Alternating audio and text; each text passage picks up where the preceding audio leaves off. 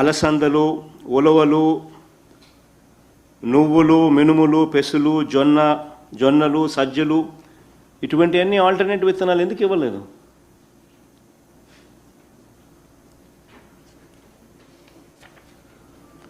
ప్రత్యామ్నాయ విత్తనాలు ఎందుకు పంపిణీ జరగలేదు?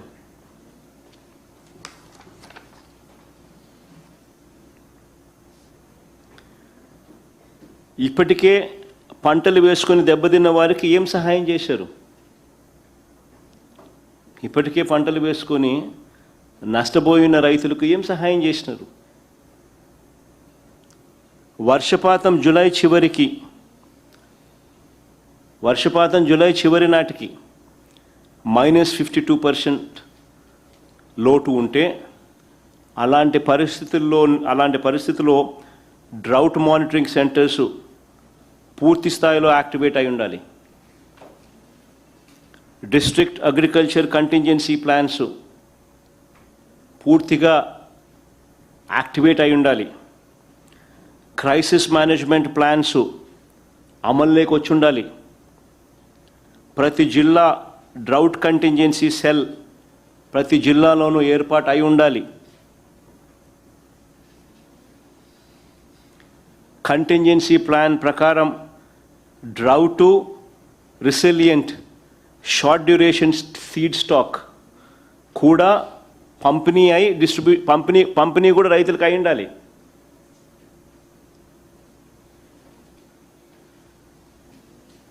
మరి ఇవన్నీ జరిగాయా అని అడుగుతా ఉన్నా.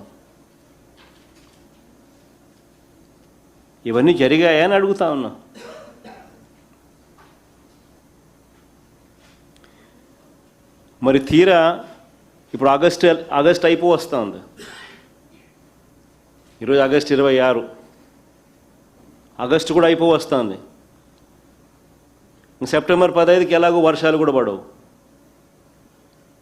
ఇంకా తర్వాత మీరు ఏమి ఇచ్చినా ఏం లాభం అండి? ఎవరికి ఉపయోగం?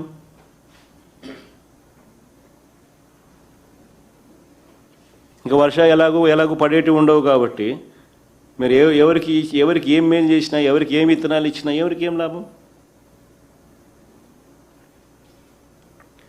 నిజంగా వ్యవసాయ రంగంపై ఆధారపడి ఉపాధి పొందుతున్న కూలీలకు అదనంగా ఉపాధి హామీ పనులు కల్పించడం ఇప్పటికి స్టార్ట్ అయి ఉండాలా?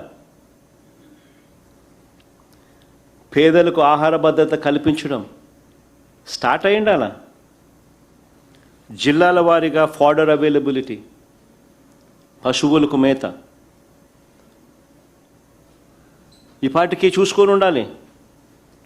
సర్ప్లస్ డిస్ట్రిక్ట్స్ ఎక్కడ, సర్ప్లస్ స్టేట్స్ ఎక్కడ, వాటి నుంచి ఫోడర్ తెప్పించడము అవన్నీ అయి ఉండాలి. ఆల్టర్నేట్ అరేంజ్మెంట్స్ ఇప్పటికీ.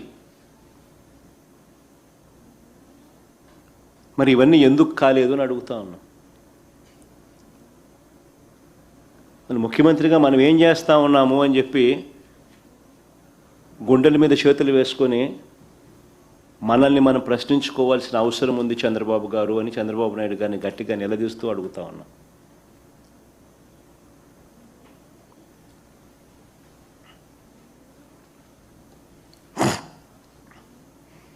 రెండో సబ్జెక్టులోకి పోదాం.